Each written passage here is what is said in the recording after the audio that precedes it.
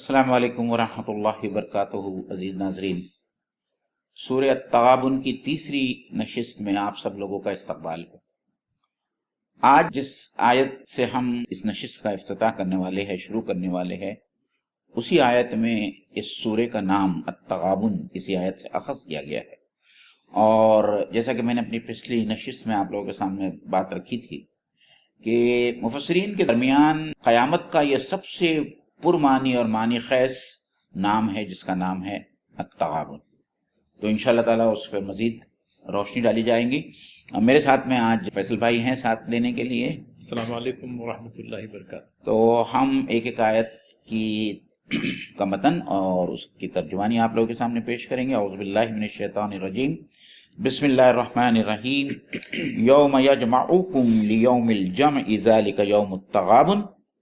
ومن یؤمن باللہ ویعمل صالحا یکفر عنہ سیئاتہ ویدخلہ جنات تجری من تحتها الانہار خالدین فیہا ابدا ذالک الفوز العظیم۔ اس دن، جس دن تم کو جمع کیا جائے گا، جو جمع کرنے کا دن ہوگا، اور وہی دن ہوگا ہار جیت کا۔ اور جو کوئی ایمان لاتا ہے اللہ تعالیٰ پر، وَيَعْمَلْ صَالِحًا، اور نیک اعمال کرتا ہے، يُكَفِّرْ عَنْهُ سَيِّئَاتِهِ، تو اللہ تعالیٰ اس کے گناہوں کو معاف فرما دے گا۔ وَيُدْخِلْهُ جَنَّاتٍ تَجْرِي مِن تَحْتِهَا الْأَنْهَارُ، اور اللہ تعالیٰ اسے داخل کرے گا ایسے باغوں میں جس کے نیچے نہریں بہتی ہوں گی، خالدین فیہا ابدا، جہاں وہ ہمیشہ ہمیشہ کے لیے رہے گا۔ ذالک الفوز العظیم، اور یہی سب سے بڑی کامیابی ہے۔ معین بھائی، جی،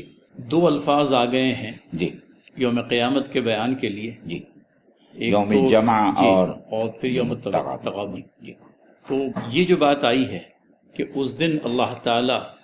تم سب کو اکٹھا کرے گا، جی، تو یہ تم سب سے کون مراد ہے؟ میں سمجھتا ہوں پچھلی جو دو آیات گزری ہیں جی، جی، ان میں سے ایک آیت منکرین سے متعلق ہے جی، اور دوسری آیت اہل ایمان سے متعلق ہے، اور یہ دونوں ہی گروہوں کے سلسلے میں یہ کہا جا رہا ہے جی، کہ اللہ تعالیٰ تم کو وہاں جمع کرے گا۔ سب سے پہلے ایپیسوڈ کے اندر میں بھی ناظرین یہ بات آئی تھی جی، کہ سورہ کی روشنی میں اگر ہم دیکھیں تو پوری کی پوری بنی نوع انسان وہ دو حصوں میں تقسیم کر دی گئی ہے۔ کافر ایک اور وہ مومن۔ جو اللہ تعالیٰ پر ایمان لائے جی، اور جو روز ازل سے انسانوں کا یوں کہہ لیجئے کہ مزاج رہا، فطرت سلیم پر پیدا ہونے والا انسان، اللہ تعالیٰ پر ایمان لانے والا، جی، اور اس فطرت سلیم سے جب اس نے روگردانی کی، جی، فطرت سلیم سے جہاں جہاں اس نے انحراف اختیار کیا، جی، وہ کفر کی روش پر ہو لیا۔ لہٰذا وہ افراد جو اس اعتبار سے اللہ تعالیٰ کے منکر ہوئے، جی، وہ جو ہے تو کافر کہلائے، اور آج بھی یہی دو گروہ ہیں جو ایک بڑی تقسیم کا اگر ہم تذکرہ کریں تو اس بڑی تقسیم کے تحت پائے جاتے ہیں۔ یہ الگ بات ہے کہ پھر کفار کے اندر میں مزید گروہ بندیاں بھی ہوئی ہے، کوئی نصارہ کہلایا، کوئی یہودی کہلایا، کوئی کچھ اور کہلایا، لیکن روز قیامت اللہ تعالیٰ ان سب کو جمع فرمائے گا۔ معین بھائی، یہ بات جو اب آ گئی، ہم اس کلیدی نقطے پر آ گئے، سمجھ لیجئے یوم التغابن، جی، تو یہ جمع کرنے کا دن اور پھر اس کے بعد میں ہار جیت کا دن۔ کہتے ہیں مفسرین کے تغابن کا جو لفظ ہے اس کا ہم پلہ لفظ دنیا کی کسی بھی زبان میں پایا نہیں جاتا، اور نہ ہی ایک جملے میں اس کو بیان کیا جا سکتا۔ تو ناظرین، ہم کو یہ سمجھنا ہوگا جی، کہ یوم التغابن سے کیا مراد ہے، اور مفسرین نے تفسیر کے حق کو ادا کرتے ہوئے اس بارے میں کیا کچھ روشنی ڈالی ہے، کیا کچھ تفتیش کی ہے، کیا کچھ ریسرچ کیا ہے، تو ہمیں پتہ چلتا ہے کہ ایک سے زائد معنی ہے جو یوم التغابن کے معین بھائی بیان ہوئے ہیں۔ جی، جی، اور ہار جیت کا دن، جی، کسی کے خسارے میں پڑ جانے کا دن، اور کسی کے یوں کہہ لیجئے کہ نفع حاصل کرنے کا دن، یوم التغابن۔ دنیا کے اندر میں بھی انسانوں کے درمیان میں نفع و نقصان کی ہوڑ تو لگی ہوئی ہے، جی، لیکن یہاں کا نفع و نقصان ایک الگ معیار رکھتا ہے، جی، اور اللہ تعالیٰ کے یہاں نفع و نقصان کا جو معیار ہے وہ دنیا کے معیار سے بالکل ہی مختلف معیار ہے۔ جی تو معین بھائی اس کے سلسلے میں اور بھی کچھ آگہی ہو جاتی یا کچھ اور رہنمائی ہو جاتی؟ جی یہ التغابن کا جو لفظ ہے وہ غبن سے مشتق ہے، غبن سے اخذ کیا گیا، جس کے معنی یہ ہوتی ہے کہ کسی کو نقصان پہنچانا، اور اسی معنی میں، اور یہ عام طور پر مالی، اس کا کانٹیکس جو ہوتا ہے اس کا مالی ہوتا ہے، مالی کانٹیکس میں ہم کہتے ہیں کہ کسی نے کسی کو غبن، کسی نے کسی کا غبن کیا جی۔ لیکن عام طور پر غبن سے مراد یہ بھی لی جاتی ہے کہ کسی بھی قسم کا نقصان ہو، معاملات کا نقصان ہو، مالی نقصان ہو، کسی کو کسی سے نقصان پہنچنا یا کسی کو نقصان پہنچانا، جس طریقے سے ہار جیت کا معاملہ بھی ہوتا ہے۔ اور اللہ تعالیٰ ایک خاص بات کی طرف یہاں اشارہ کرنا چاہتا ہے کہ دنیا کی ہار جیت ایک وقتی اور عارضی چیز ہے، صحیح ہار جیت کا انسانوں کو احساس قیامت کے دن ہوگا کہ کون جیت گیا اور کون ہار گیا۔ تو یہاں دو باتیں سمجھنا ہے ہم کو فیصل بھائی، اور وہ یہ ہے کہ اس دن جو جہنم سے بچا لیا گیا اور جو جنت میں ڈال دیا گیا، وہی کامیاب رہا اور وہی جیت گیا، اور بھلے سے اس دنیاوی زندگی میں اس کی کوئی بھی حالت رہی ہو، کیسی بھی حالت رہی ہو، لیکن اگر وہ قیامت کے دن دوزخ سے بچا لیا جاتا ہے، جہنم سے بچا لیا جاتا ہے، تو وہ دراصل کامیاب انسان ٹھہرتا ہے۔ جیسا کہ ہم نے بارہا اس آیت کو لوگوں ہمارے ناظرین کے سامنے پیش کیا، فَمَنْ زُحْزِحَ عَنِ النَّارِ وَيُدْخِلَ الْجَنَّةَ فَقَدْ فَازَ، کہ جو جہنم کی آگ سے بچا لیا گیا اور جنت میں داخل کر دیا گیا، وہی کامیاب ہوا۔ اور اسی فوز العظیم کی کامیابی، اس کی بات جو ہے اللہ تعالیٰ نے یہاں مزید اس آیت کے آخر میں بیان کی۔ دوسری بات جو احادیث میں آتی ہے، اور ایک حدیث میں جو متفق علیہ حدیث ہے، بخاری اور مسلم میں ہے، کہ اس دن اللہ تعالیٰ جنتیوں کو وہ مکان بتائے گا جو جہنم میں ان کے لیے بنائے گئے تھے۔ اگر وہ ایمان نہیں لاتے اور نیک اعمال نہیں کرتے تو ان کو وہ جہنم کے مکانات میں داخل کیا جاتا، تو وہ دیکھ کر ان کو اپنے جیت کا اور اپنی فتح اور کامرانی کا احساس جو ہے وہ اور بہت زیادہ گہرا ہو جائے گا۔ اسی طریقے سے جو لوگ جہنم میں ڈالے جائیں گے، اللہ تعالیٰ نے ان کے لیے بھی جنت میں مکانات بنائے تھے، اور ان جہنمیوں کے محرومی کے احساس کو بڑھانے کے لیے اللہ تعالیٰ جو ہے وہ جنت کے گھروں کو ان کو بتائے گا کہ اگر تم ایمان لاتے اور نیک اعمال کرتے تو یہ جنت میں جو مکانات ہے اس کے تم آج مالک ہوتے، تو ان کے محرومی کا احساس اور بھی زیادہ ہوگا۔ مزید یہ کہ اس حدیث میں یہ بھی کہا گیا ہے کہ جہنمیوں کے لیے جو گھر بنائے گئے تھے وہ گھر جو ہے جنتیوں کو دیے جائیں گے۔ معین بھائی، یہ ہے در حقیقت ہار جیت جس کا کہ تذکرہ آ رہا ہے۔ جی ناظرین، آپ سمجھ رہے ہیں اس بات کو کہ وہ خسارہ جو در حقیقت اخروی خسارہ ہے جس سے اہل دوزخ ہمکنار ہوں گے، اور اس کے بالکل برعکس وہ فائدہ جس سے اہل جنت ہمکنار ہونے جا رہے ہیں، دونوں ہی باتوں کا تذکرہ آیا۔ اور اس ضمن میں احادیث سے جو مزید رہنمائی ہم لوگوں کو ملتی ہے وہ بھی قابل ذکر ہے، اور وہ حضرت ابو ہریرہ رضی اللہ تعالی عنہ سے روایت ملتی ہے، نبی محترم صلی اللہ علیہ وسلم نے ہمیں ہدایت فرمائی کہ دنیا کے اندر میں ہم نے اگر کسی پر کوئی ظلم ڈھایا ہے تو بہتر یہ ہوگا کہ ہم دنیا میں ہی اس شخص سے کہے کہ فلاں اور فلاں ظلم میں نے تجھ پر ڈھایا ہے، اس کا جو بھی بدلہ ہو سکتا ہے تو مجھ سے لے لے، کیونکہ یہ حساب اگر دنیا میں ہی بے باک ہو گیا تو پھر آخرت کی جواب دہی اور حساب سے بچ پائیں گے، وگرنہ وہ مظلوم جس پر دنیا میں ہم نے ظلم ڈھایا تھا، وہ اگر حساب بے باک کرنے کے لیے آخرت میں اللہ تعالیٰ کے حضور کھڑا ہو گیا تو حدیث میں آتا ہے کہ ہمارے پاس میں درہم و دینار تو ہوں گے نہیں کہ ہم نے اس ظلم کا تدارک کرتے جو ہم نے اس پر کیا ہے، لہٰذا بچتا کیا ہے تو ہماری نیکیاں ہیں جو اس شخص کے حصے میں دے دی جائے گی اور ہمیں محرومی ہو جائے گی، اور خدا نخواستہ اگر ہماری نیکیاں بھی اس کے ظلم کے تلافی کا سبب نہیں بنتی تو پھر اس کی برائیاں، اس کے گناہ ہمارے سر پر لاد دیے جائیں گے۔ تو یہ ایک بہت ہی خسارے کا سودا ہوگا جو اس دن پیش آئے گا۔ اللہ تعالی ہمیں آپ سب کو اس بات کی توفیق دے کہ اول تو ظلم سے بچیں، اس کی جو بھی صورت ہو، اور اگر خدا نخواستہ زبان سے، ہاتھوں سے، جسم کے کسی اور عضو سے کوئی ظلم اگر سرزد ہوا ہے تو اپنے بھائی سے اس دنیا میں ہی اس سے معافی تلافی کر لیں تاکہ پھر آخرت کے اس حساب سے ہم بچ جائیں۔ اللہ کے رسول صلی اللہ علیہ وسلم نے پوچھا تم جانتے ہو کہ میری قوم کا مفلس کون ہے؟ جی ہاں، تو صحابہ نے کہا کہ وہی جو درہم و دینار سے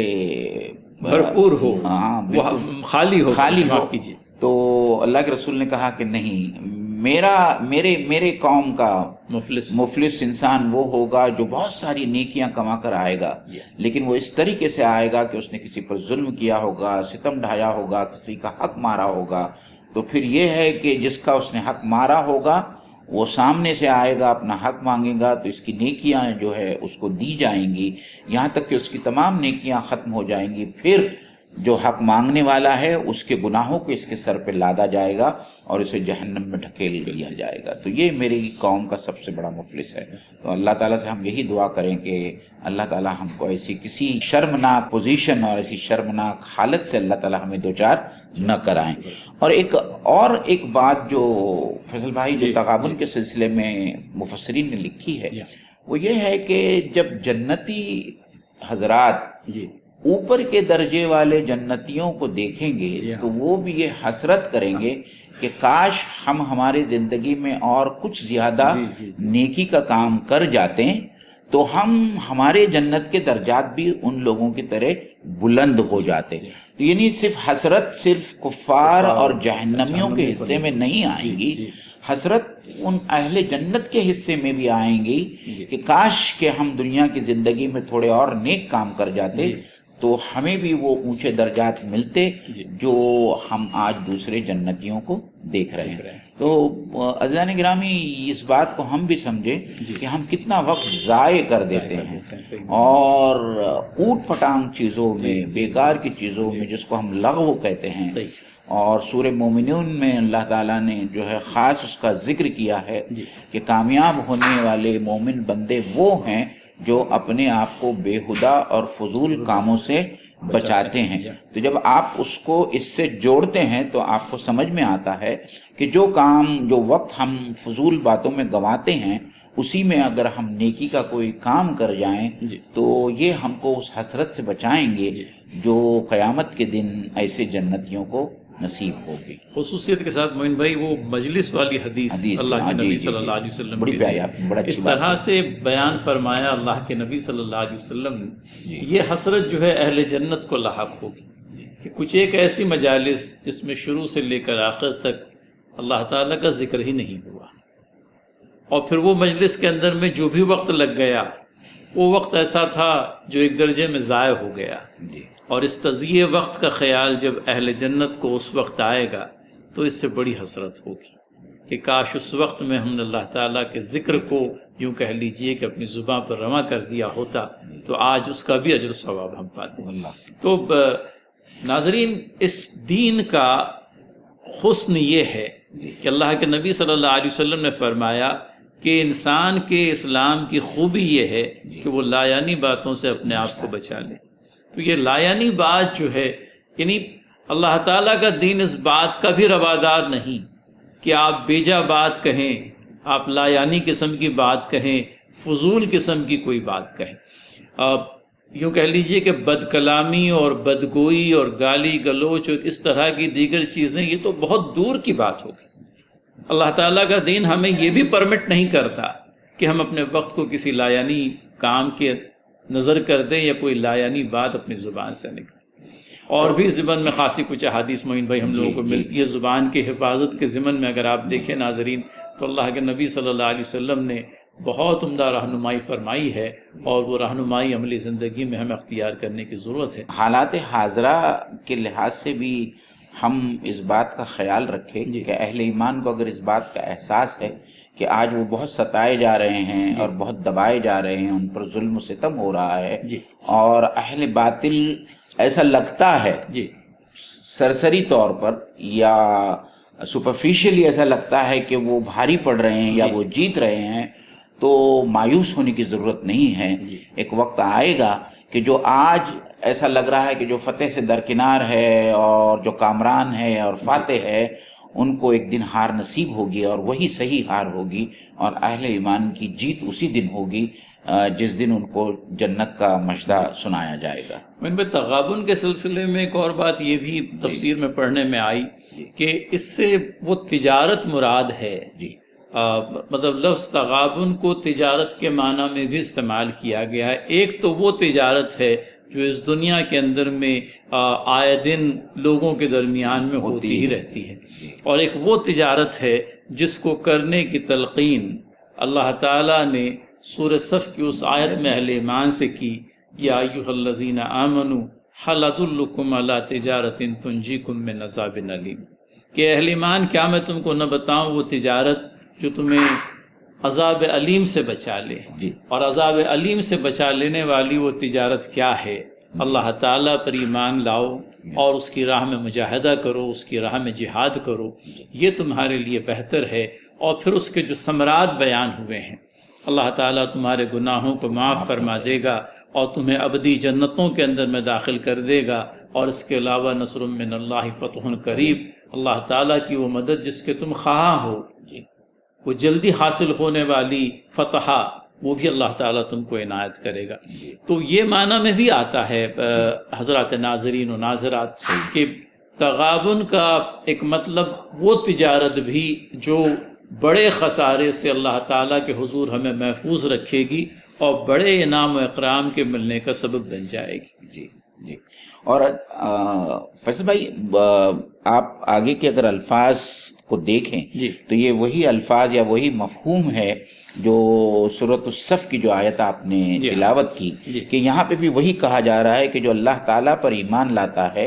وہ یعمل صالحا، اور جو نیک اعمال کرتا ہے یکفر عنہ سیئاتہ، اللہ تعالیٰ اس کے گناہوں کو معاف فرما دے گا، ویدخلہ جنات تجری من تحتها الانہار، اور اللہ تعالیٰ انہیں ان جنتوں میں داخل کر دے گا جس کے نیچے نہریں بہتی ہو، اور جس میں وہ ہمیشہ ہمیشہ کے لیے رہے گا۔ تو یہ خاص بات ہے جنتیوں کی کہ وہاں کی زندگی ہوگی وہ دائمی زندگی ہوگی، ذالک الفوز العظیم، اور وہی بڑی کامیابی ہے اور صحیح کامیابی ہے جو سورہ آل عمران میں بھی کہا گیا ہے۔ حضرات ناظرین، ایک بات یہ آئی تھی معین بھائی ہماری شروعات کے ایپیسوڈ کے اندر میں کہ اس سورہ کے اندر میں آیت نمبر 9 سے ختم سورہ تک ثمرات ایمانی کا تذکرہ، اور وہ ثمرات ایمانی جو بیان ہوئے ہیں اب ان کو ہم لوگ نمبر وار سمجھنے اور یاد کرنے کی کوشش کریں۔ سب سے پہلا ثمرہ ایمانی جو بیان ہوا ہے وَمَن يُؤْمِن بِاللَّهِ وَيَعْمَلْ صَالِحًا، تو اس پر اللہ تعالیٰ کی طرف سے یہ ارشاد کہ اللہ تعالیٰ ان کے گناہوں کو ان سے جھاڑ دے گا،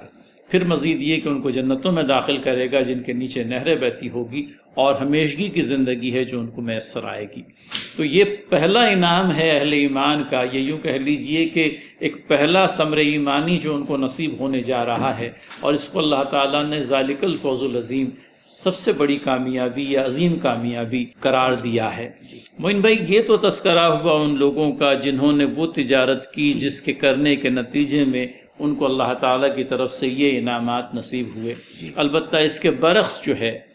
ہماری نظروں سے گزری ہے سورہ کہف کی آیت نمبر 103، اور اس میں اللہ تعالیٰ ارشاد فرماتے ہیں قُلْ هَلْ نُنَبِّئُكُمْ بِالْأَخْسَرِينَ أَعْمَالًا، ایک اپنے آپ میں چونکا دینے والی آیت۔ ناظرین کرام، ناظرات محترم، ہم لوگوں کا ایک وظیفہ رہا ہے جمعہ کے دن سورہ کہف کو پڑھنا، اور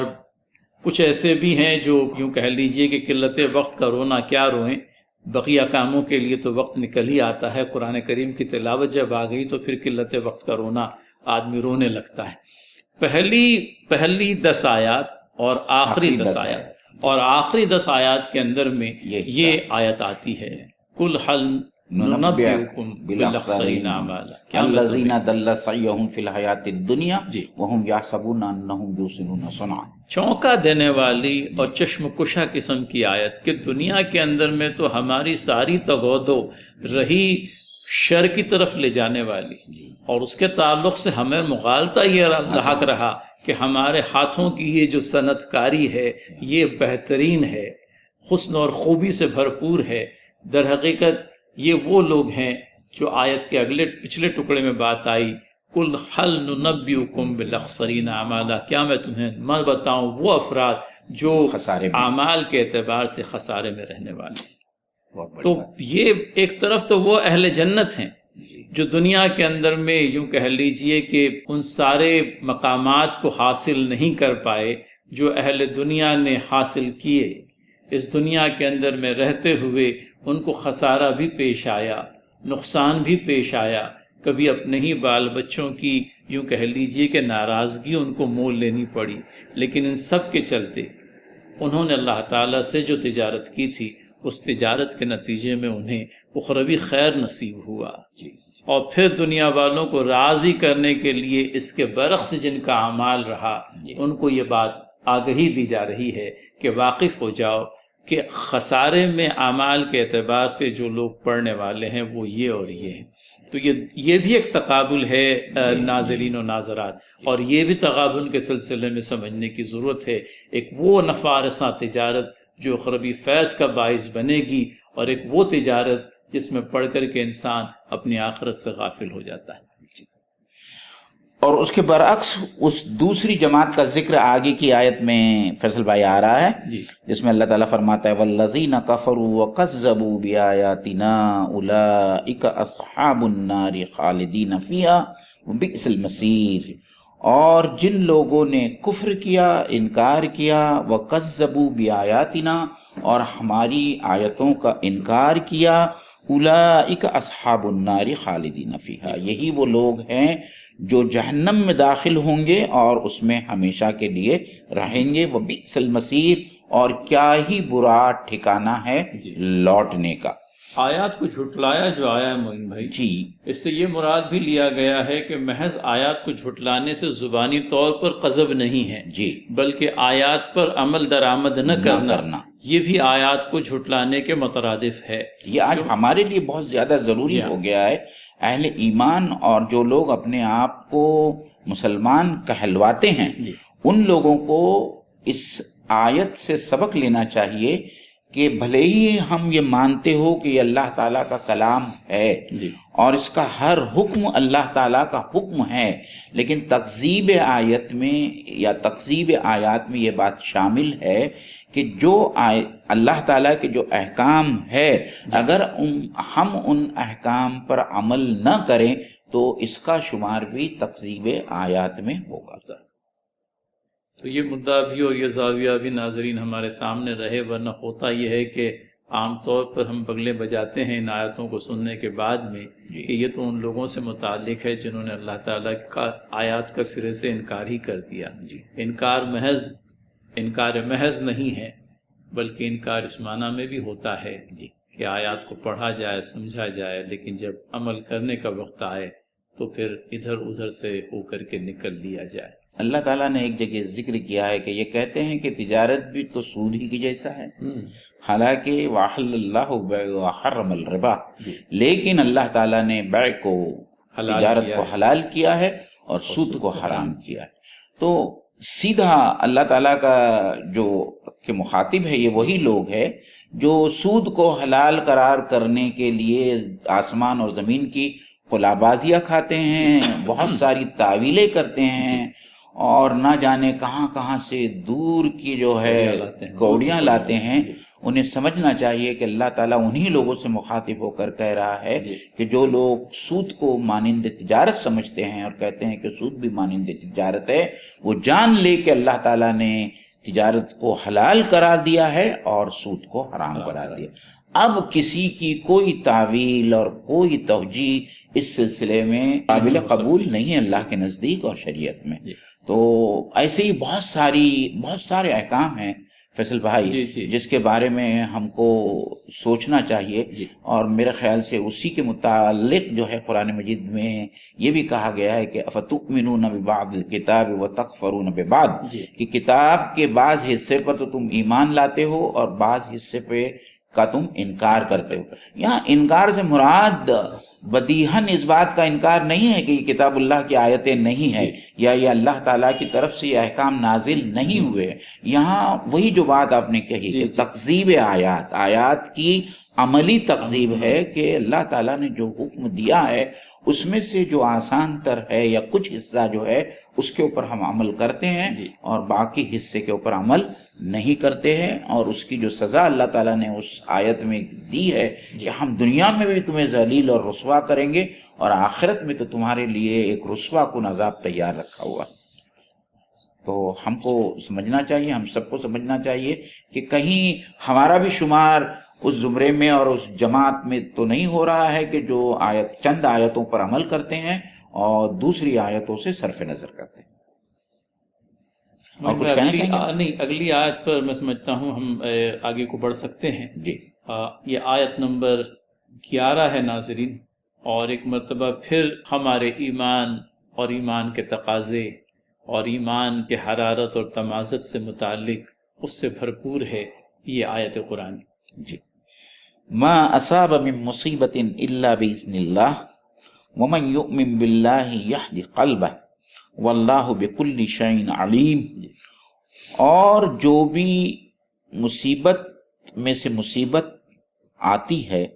الا باذن اللہ، وہ نہیں آتی مگر اللہ تعالیٰ کی اذن اور اجازت سے۔ ومن یؤمن باللہ، اور جو اللہ تعالیٰ پر ایمان لاتا ہے، یہدی قلبہ، اللہ تعالیٰ اس کے قلب کو ہدایت دیتا ہے۔ واللہ بکل شیء علیم، اور بے شک اللہ تعالیٰ تمام چیزوں کا علم رکھتا ہے۔ تو ناظرین، ہمارے ایمان سے متعلق، عقیدہ ایمان سے متعلق یہ آیت بھی کہ کوئی مصیبت تم پر نہیں آتی مگر اللہ تعالیٰ کے اذن سے۔ تو یہ اہل ایمان کا عقیدہ ہونا چاہیے کہ اگر مبتلا مصیبت ہوئے بھی ہیں تو اللہ تعالیٰ کی کوئی مصلحت ہے جو کار فرما ہے، اور مصیبت میں پڑ جانے پر اللہ تعالیٰ محفوظ رکھے۔ لیکن اگر خدا نخواستہ کوئی مصیبت میں کوئی گرفتار ہو ہی جاتا ہے، تب پھر ہمارا رد عمل کیا ہو، بلکہ ہمارا طرز عمل کیا ہو؟ اللہ تعالیٰ کے حضور صبر بجا لانا، اللہ تعالیٰ سے کوئی شکوہ و شکایت نہ کرنا، اور یہ کہ جس نے مبتلا مصیبت کیا ہے وہی مصیبت سے جو ہے چھٹکارا بھی عنایت کرے گا، اور اس بات کا یقین لا یکلف اللہ نفسا الا وسعہا، کہ اللہ تعالیٰ کسی پر اس کی برداشت سے زیادہ کا بوجھ نہیں ڈالتا۔ آدمی بیمار پڑ جاتا ہے، تجارت میں نقصان سے دوچار ہو جاتا ہے، آج کل کے انسرٹن پیریڈ کے اندر میں ملازمتوں سے نکال دیے جانے کا عمل پیش آتا ہے، اور ایسے میں غیروں کا جو رد عمل ہے وہ بہت ہی مختلف قسم کا ہوتا ہے۔ وہ لوگ جو حقیقی خدا کو نہیں مانتے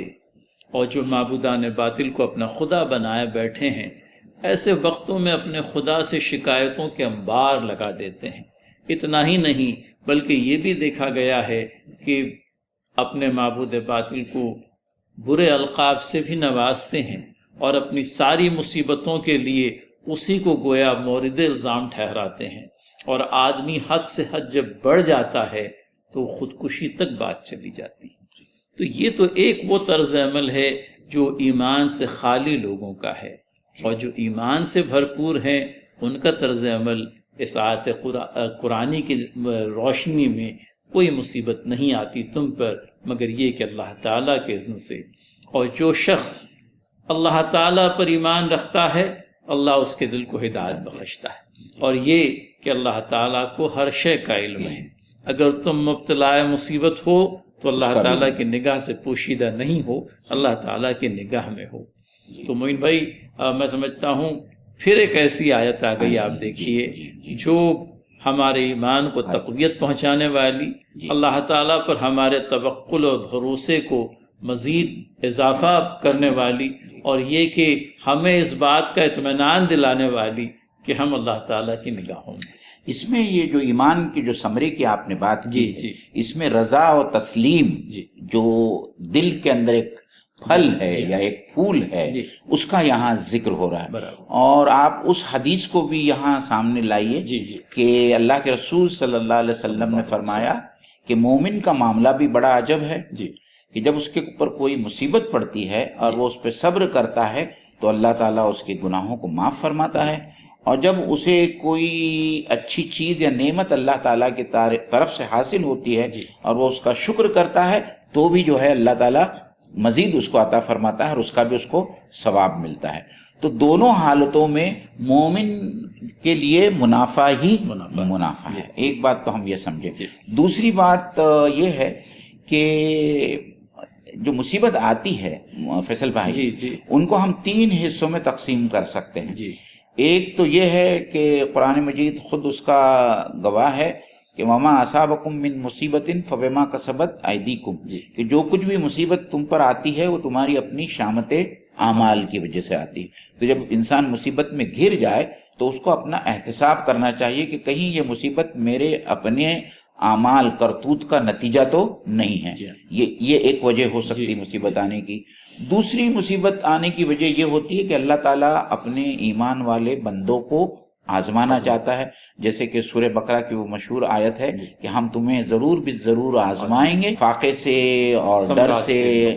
اور ثمرات کے نقصان سے اور جانوں کے نقصان سے. اور اس کے بعد میں جو صبر کرے گا اللہ تعالیٰ نے ان کے لیے بہت ہی اچھا وعدہ کیا ہے. تو اللہ تعالیٰ کبھی کبھی مصیبتوں میں اپنے مومن بندوں کو ان کی آزمائش کے لیے بھی ڈالتا ہے، مبتلا کرتا ہے. اور تیسری بات یہ ہو سکتی ہے کہ اتفاقی حادثہ کے وجہ سے جو ہے وہ انسان کسی مصیبت میں آ جاتا ہے، لیکن یہ بھی جو ہے اس کی تقدیر میں اللہ تعالیٰ کی طرف سے لکھا ہوا ہوتا ہے. اس کے بغیر اور اللہ کے اذن کے بغیر کسی کے اوپر کوئی مصیبت نہیں آ سکتی. آپ نے یاد ہے ایک نشست میں بہت پیاری حدیث کوٹ کی تھی، اللہ کے رسول صلی اللہ علیہ وسلم نے حضرت عبداللہ ابن عباس کو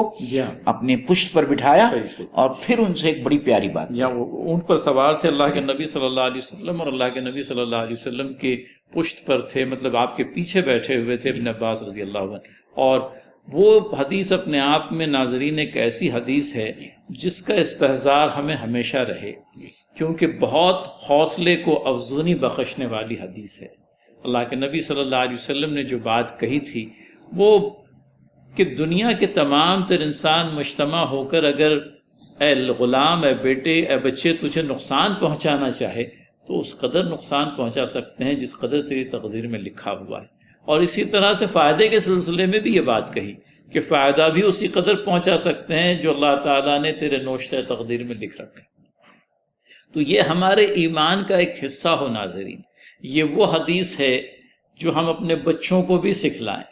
کیونکہ ابتدائی دنوں سے ان کا ذہن اس طرف ہمیشہ راغب رہے کہ دنیا کا نفع و نقصان اس کی اصل کیا ہے، اور وہ جب لاحق ہو ہی جاتا ہے تو اس کے تعلق سے ہم نے کیا سمجھنا چاہیے.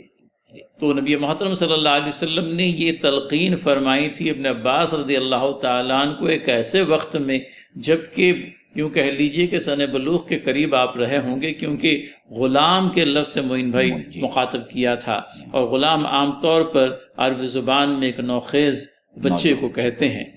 تو یہ بات بھی اور اس آیت کے ضمن میں بھی یہ حدیث جو ہے ہم لوگوں کے ضمن میں ذہن میں رہے ناظرین. اور فیصل بھائی آپ نے خودکشی کی جو بات کی تھی وہ بہت ہی معنی خیز بات ہے، اور دنیا کی اسٹیٹسٹکس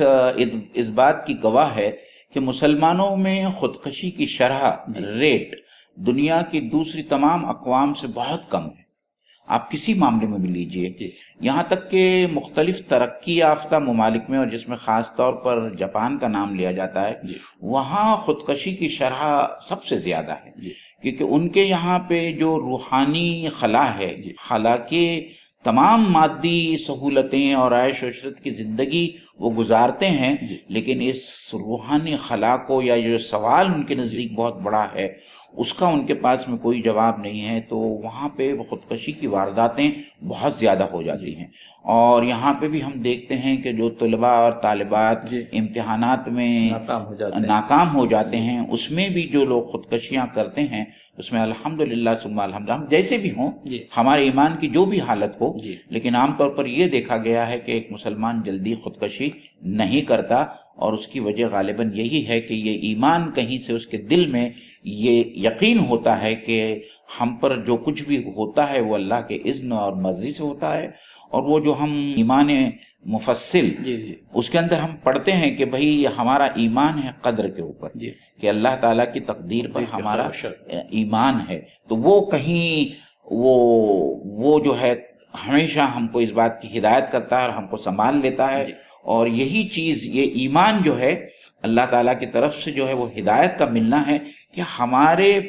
پاؤں جو ہے ڈگمگاتے نہیں، متزلزل نہیں ہوتے ایمان کے راستے سے، اور یہ اس ایمان کی توفیق ہے اور یہ ایمان کا ثمرہ ہے۔ موین بھائی، دوسری وجہ یہ بھی سمجھ میں آتی ہے کہ اہل ایمان کے نزدیک آخرت کا تصور جو غیر اہل ایمان کے مقابلے میں بہت زیادہ پختہ ہے۔ جی، اور یہ بات میں کوئی خود ستائش کے طور پر نہیں کہہ رہا۔ صورتحال ایسی ہے، آپ دیکھیں ناظرین، کہ دن کے 5 وقتوں میں نماز، تلاوت کلام مبارکہ، احادیث کا فہم استحضار، تو ذہن و دماغ کے اندر میں یہ بات بیٹھی ہوئی ہے کہ یہ دنیا ہی سب کچھ نہیں ہے۔ یہ اور بات ہے کہ دنیا کے لیے ہماری تگودو بھی آج دوسروں سے مقابلہ کر رہی ہے، لیکن پھر بھی اہل ایمان کا یہ عقیدہ ہے کہ اس دنیا کے خاتمے کے بعد میں ایک اور دنیا پیش آنی ہے، اور اصل کامیابی اس دنیا کی ابدی جنت ہے۔ اور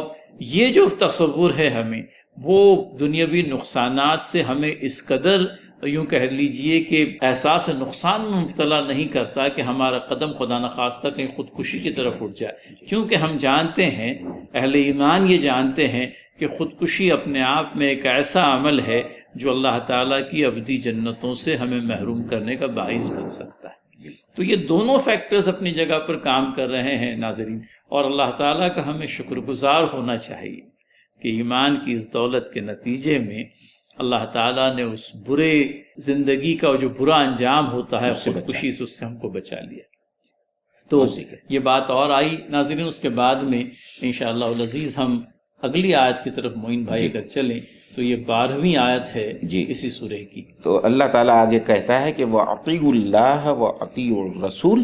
تو پھر تم اللہ تعالیٰ کی اطاعت کرو اور رسول کی اطاعت کرو، اس کے رسول کی اطاعت کرو۔ فَإِن تَوَلَّيْتُمْ، اور اگر تم روگردانی کرتے ہو، فَإِنَّمَا عَلَىٰ رَسُولِنَا الْبَلَاغُ الْمُبِينُ، تو ہمارے رسول پر بس صرف پہنچا دینے کی ذمہ داری ہے۔ تو ان میں یہ بات آ رہی ہے اب کہ باتوں کا تو خلاصہ ہو گیا، جو باتیں جیسے تم کو سمجھانی تھی، آیت قرآنی نے باتوں کو سمجھانے کا حق مکمل طور پر ادا کر دیا۔ اب تمہاری اپنی ذات پر ہے، اس ہدایت کا پورا سامان تمہارے سامنے رکھ دیا گیا۔ ہمارے رسول کے ذمے جو ہے باتوں کو پہنچا دینا ہے، اور باتوں کو پہنچانے کا حق جب وہ ادا کر چکا تو اس کے بعد میں عمل پیرا ہونا تم پر ہے، اور اگر تم عمل پیرا ہوتے ہو تو اپنا ہی فائدہ کرو گے۔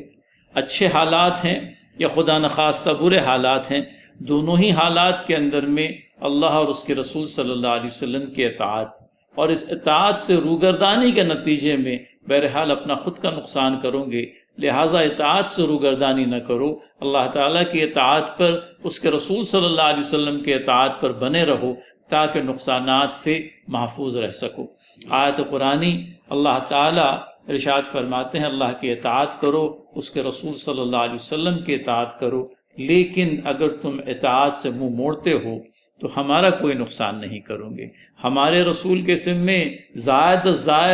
باتوں کو صاف صاف تم تک پہنچا دینا ہے، اس کے سوا کوئی اور ذمہ داری اس پر نہیں ہے۔ اور اللہ کے رسول نے وہ ذمہ داری کیسے پوری کی فیصل بھائی؟ اس میدان کا آپ تصور کیجئے کہ اللہ کے رسول صلی اللہ علیہ وسلم حجۃ الوداع کے وقت وہاں کھڑے ہیں اور خطبہ دے رہے ہیں، اور خطبہ دینے کے بعد جتنے صحابہ اس وقت موجود تھے، اور اہل سیرت لکھتے ہیں کہ تقریباً 1,00,000 سے زیادہ صحابہ وہاں موجود تھے،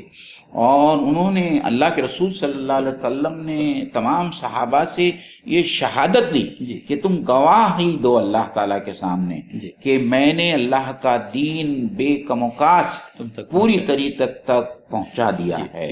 تو صحابہ نے صرف اتنا نہیں کہا، صحابہ نے یہ کہا کہ آپ نے پہنچا دیا اور حق ادا کر دیا، یہ الفاظ سننے کے بعد میں اللہ کے رسول صلی اللہ علیہ وسلم نے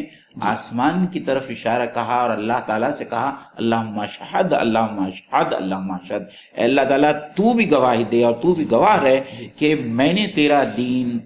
تمام لوگوں تک پہنچا دیا۔ لیکن اس کے بعد میں آپ نے جو کہا وہ ہمارے کمزور کاندھوں پر جو ایک بہت بڑا بار ہے جس سے ہم باخبر نہیں ہیں بلکہ بے خبر ہے، فَلَيُبَلِّغُ الشَّاهِدُ الْغَائِبُ، یہ آگے کا ٹکڑا ہے اس خطبے کا کہ اب جو یہاں حاضر ہے ان کی یہ ذمہ داری ہے کہ میرے اس دین کو ان لوگوں تک پہنچائیں جو آج اس مجموعے میں حاضر نہیں ہیں۔ یہ اتنا خوبصورت چھوٹا سا جملہ ہے جو اس بات کو ظاہر کرتا ہے اور ہماری ذمہ داری کو بتاتا ہے کہ قیامت تک کے لیے، قیامت تک آنے والا آخری انسان جو ہے اس کو اللہ کے رسول صلی اللہ علیہ وسلم کے اس دین کو پہنچانے کی ذمہ داری اس امت مسلمہ کی۔ صحابہ نے بھی ماشاءاللہ اپنا حق ادا کر دیا اور انہی کی کاوشوں محنتوں کا نتیجہ ہے کہ آج ہم مسلمان ہیں، ہم آج مسلمان۔ تو ہم کو یہ سوچنا چاہیے کہ جو ہمارے ساتھ میں جو ہمارے برادران وطن ہیں اور ہمارے بعد میں آگے بھی جو آنے والی نسلیں ہیں ان تک اسلام کیسا پہنچے گا۔ اگر یہ صحابہ وہ کام نہیں کرتے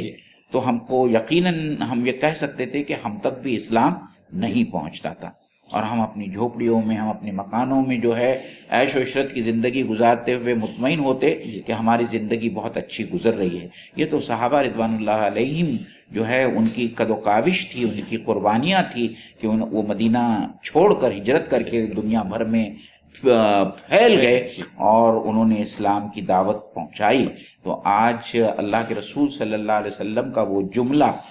ہمارے لیے بہت معنی رکھتا ہے اور ہماری ذمہ داریوں کا احساس دلاتا ہے کہ اس دین کی دعوت کا کام ہمارا منصب فریضہ منصبی ہے جس سے ہم بہت حد تک غافل ہیں۔ ناظرین، یہ ضرور ہے کہ ایڈورسٹیز جو ہیں، حالات ناگفتبہ ہوتے جا رہے ہیں، لیکن اس ایڈورسیریل سچویشن کے اندر میں بھی جب جب مواقع آئیں گے ہمیں ان مواقع کو دونوں ہاتھوں سے پکڑنا ہوگا۔ پچھلے دنوں شریعت مطہرہ اور UCC کا ایک بحث چھڑ گئی تھی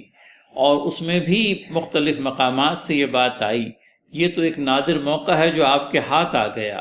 آپ اللہ تعالیٰ کے نبی صلی اللہ علیہ وسلم کے ذریعے سے ہمیں جو شریعت مطہرہ ملی ہے اس کو لوگوں کے سامنے لائیں،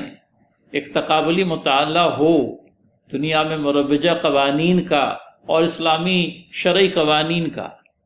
اور ایک عملی طور پر لوگوں کو اس بات سے کنونس کرایا جائے کہ یہ دو متبادل جو تمہارے سامنے موجود ہے اس میں سے کون سے متبادل کو تم اپنے لیے مفید سمجھتے ہو اور کون سا متبادل تمہارے مسائل کو حل کرنے میں ناکام ہوا ہے۔ تو ناظرین، ایسا نہیں ہے کہ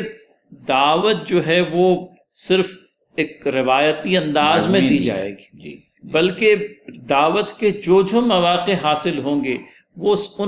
ان پر کیپٹلائز کر کے ہمیں اپنے مدعا کو، اللہ تعالیٰ کی کتاب کے پیغام کو، نبی رحمہ صلی اللہ علیہ وسلم کی احادیث کو پہنچانا ہوگا، اور یہ مواقع ڈھونڈنے کی ضرورت ہے، اللہ تعالیٰ کے فضل سے مل ہی جاتے ہیں۔ اور مفکرین کہتے ہیں فیصل بھائی کہ ہر چیلنج میں ایک اپارچونٹی ہوتی ہے، تو یہ جو چیلنجز ہمارے سامنے آتے ہیں اس میں ہمارے لیے دعوت کی بہت ساری اپارچونٹیز ہیں، لیکن ہم اس کو یہ نہیں کرتے، کیپٹلائز نہیں کرتے، اور یہ کرنا چاہیے۔ آخری آیت کے بعد میں جو ہے ہم انشاءاللہ تعالیٰ آج کی نشست کو ختم کریں گے، جس میں اللہ تعالیٰ فرماتا ہے کہ اللہ لا الہ الا ہو وعلی اللہ فلیتوکل المؤمنون، کہ اور نہیں ہے کوئی معبود عبادت کے لائق، نہ ہی کوئی معبود، نہ کوئی اللہ ہے سوائے اللہ تعالیٰ کے، نہ کوئی الہ ہے سوائے اس کے یعنی اللہ تعالیٰ کے، وعلی اللہ، اور اللہ تعالیٰ پر ایمان والے بھروسہ کرتے ہیں۔ تو یہاں جو ہے وہ ایک اور ثمرہ جو ہے ایمان کا لایا گیا ہے، وہ ہے اللہ تعالیٰ پر توکل اور اللہ تعالیٰ پر بھروسہ۔ یعنی اگر مصیبت میں بھی ہم پڑ جائیں تو ہم کو صرف اللہ تعالیٰ سے ہی رجوع کرنا چاہیے اور اللہ تعالیٰ بار بار قرآن مجید میں فرماتا ہے ادعونی، مجھے پکارو فاستجب لکم، کہ میں تمہارے سوالات کا، تمہارے جو بھی تمہاری دعائیں ہیں اور تمہارا جو بھی تمہاری ضرورتیں ہیں، میں ان تمام ضرورتوں کو پورا کرنے والا ہوں، میں ہی تمہارا مشکل کشا ہوں، میں ہی تمہارا حاجت روا ہوں۔ اور اللہ کے رسول صلی اللہ علیہ وسلم نے تو یہاں تک کہا کہ اگر تمہارے جوتی کا تسمہ ٹوٹ جائے تو اس کے لیے بھی صرف اللہ تعالیٰ ہی کو پکارو۔ مدنی بھائی وہ آیت فإنی قریب، فإنی قریب، جی جی جی جی جی، فإنی قریب نے تو یوں کہہ لیجئے کہ جو بندوں اور خدا کے درمیان میں بندوں نے جو بعد بنا دیا ہے، فاصلہ پیدا کر دیا ہے، اس کو بالکل مٹا دیا، جی جی، اور اللہ تعالیٰ کو ہم سے اتنا قریب کر دیا کہ اللہ تعالیٰ بذات خود ہم سے یہ کہہ رہا ہے کہ فإنی قریب، میں تم سے قریب ہوں۔ تو یہ بھی دلوں کو تقویت پہنچانے والی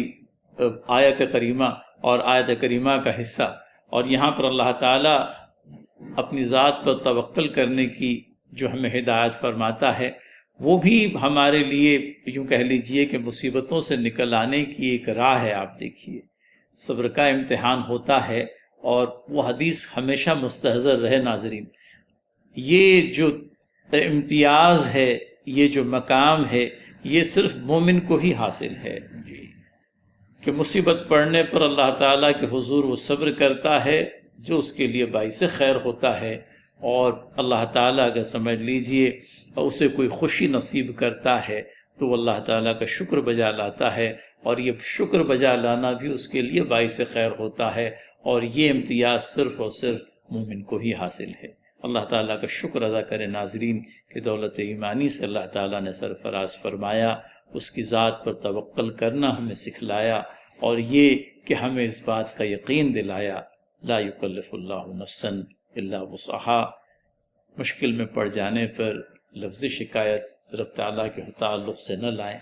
رب تعالیٰ ہی ہے جو مبتلا مصیبت کرتا ہے، اور وہ جانتا ہے ہمیں۔ مبتلا مصیبت کر دینے کے بعد یوں نہیں کہ ہمیں بھلا دیا گیا، بلکہ یہ کہا گیا کہ واللہ بکل شیء علیم، ہر شے نظر میں ہے ہمارے، ہر شے ہمارے علم میں ہے، اور کوئی چھوٹی سی چھوٹی چیز بھی ایسی نہیں جو ہماری نگاہوں سے اوجھل۔ جب وہ رب تعالیٰ ہماری پشت پناہی پر ہے اور ہمیں یوں کہہ لیجئے کہ ہر اعتبار سے ہماری پذیرائی کر رہا ہے، تو پھر کیا بنے۔ جزاک اللہ خیر۔ اسی کے ساتھ میں آج کی یہ نشست اختتام کو پہنچتی ہے۔ اس سورے کے کچھ 4 آیتیں باقی ہیں، انشاءاللہ تعالیٰ آگے کی نشست میں ان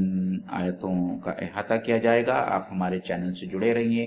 اور ہمارے چینل کو پروموٹ کریں، قرآن فہمی کو پروموٹ کریں، جو آج کے ہمارے مسلم سماج کی بہت بڑی ضرورت ہے۔ اور یہ نہیں کہ یہ صرف مسلم سماج کی ضرورت ہے، بلکہ دعوت کے جس کام کی ہم نے آپ کو یاد دہانی کرائی، دعوت کا سب سے بڑا منبع اور سورس جو ہے ہمارے سامنے ہے، قرآن مجید ہے۔ اس کو ہم ہمارے برادران وطن تک ان کے تراجم پہنچانے کی کوشش کریں۔ وآخر دعوانا ان الحمد للہ رب العالمین۔ السلام علیکم ورحمۃ اللہ وبرکاتہ۔